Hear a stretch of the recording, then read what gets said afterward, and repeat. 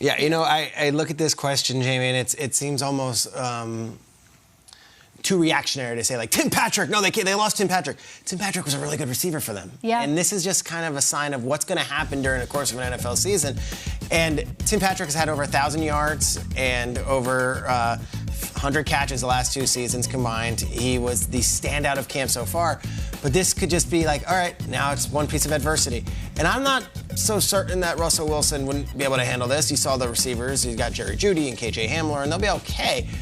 But what about a first-year coach and a new offensive coordinator and also a new defensive coordinator who was the safeties coach with the Rams last year? Like, there's a lot of new. So I look at Hackett, and it's not so much Russell Wilson. It's okay. It's all of us being new, and there's going to be adversity. And how do we hand this? Hackett was building an offense and had Russell Wilson at the helm, but you better believe Tim Patrick was a big piece of it. I think it's a little harder for this guy than for these fully baked rosters. Like, Tampa Bay was just a quarterback away. They had all this young. Then you look at, obviously, what the Rams had last year. They were built to win. They just need to upgrade a quarterback. I'm not so certain that this team can handle adversity and setbacks like a Tim Patrick loss. Just from the roster itself, they don't have superstars all over the roster, and Tim Patrick was a budding one. Yeah, that's for sure. And I agree with you. And I think the Tim Patrick injury, you hate to see it because we haven't seen all these receivers together with a quarterback like Russell. Cortland Sutton was hurt before when KJ Hamler and Jerry Jeudy got there, and then Tim Patrick kind of took off. So I think we were all excited to see all of them together. But I agree. New head coach. And when you think about it, do you guys know how many rookie head coaches have ever won a Super Bowl? Tell me. 2 of them. That's it, 2 of them. This was years ago. Well, and they're probably taking over for great regimes, right? Took over for great regimes. Who was it? Seifert and Flores, maybe? McCaffrey.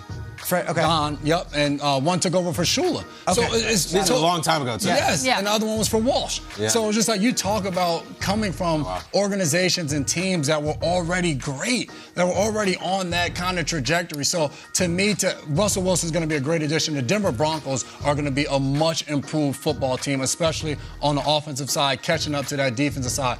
But I think it's a tall task to say, hey, in Nathaniel Hackett's first year, he's going to take them to the Super Bowl. When you talk about Stafford, when you talk about Brady and the Bucs, Bruce Arians, Sean McVay, they were already there. Systems were already in place. And like you said, they were just a quarterback away from being able to get there. I don't see that happening for the Denver Broncos this year. It's a fun trend. It's been fun to watch the last couple of guys do it, and it's natural to say, can it keep going on? And then you watch these images from Broncos camp, and it's just this almost like religious experience. And it's like Russell Wilson's coming in that Pope mobile and waving to people. Like, they're really excited, and he is really good.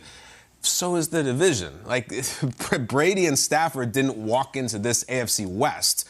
This is the one, guys. And we can hype them all we want. We can say, he'll develop chemistry with these wideouts, and we really like what Hackett has going on, and I hope that's all true. When the rubber meets the road, one team in this division is not going to make the playoffs. Maybe 2, maybe 3, but at least 1. And I think it's time to revisit an exercise we did about 6 weeks ago. Look at those 4 logos right there. One of those teams will not be in the playoffs. It's very, very difficult, but I'm going to touch the one I think. Kansas City, they're Kansas City. I get it. The Raiders were in there last year, and they added some really good players. The Chargers are crazy talented. They're still the Chargers, but I still touch this one. I do, even adding Russell Wilson and even adding Hackett, who people seem to love. We would love that all 4 of these teams make it. They can't. We can hype this division all day long and all offseason long. One of these teams is going to have a bitterly disappointing season, and they're going to be 6-11. If you have to pick one, I'm picking Denver. I hate that. Denver, I'm happy for you, but, like, look at those other logos. Would you pick them? Yeah, but it's not like there's a new coach in the Raiders as well. So it's not like everyone is this established system. I'm going to say, sure, you can. You can do it. You can do it, Broncos. A little positivity. Yeah, because, and here's why. And speaking to a divisional record for those teams that won the Super Bowl in the last years when Brady and Stafford arrived with their teams, the 2021 Rams went 3-3 in their division before they won the Super Bowl. The 2020 Buccaneers were 4-2, and those last 2 wins came against Atlanta in weeks 15 and 17, an Atlanta team that was not very good that season. So if you win important games at the right times, to gel at the right time. The 2021 Rams were not some explosive team in week 5. They figured it out at the right time. And I feel like that's the beauty of football, is that we always freak out early and then a team figures it out, and then we're talking about them in February. So you can do it. You can do it. There is time Just take time. You can do it. And we will freak out if the Broncos lose to Seattle in the opener. Like, we will. Totally. And then that'll be, especially if it's at the hands of Drew Lock. Yeah, Drew Lock, and it's in Seattle. Like, we can't wait to have opinions on these 4 teams. For sure. How did it feel seeing me go up there and press Denver? Should I have hit the Chargers? What have they done?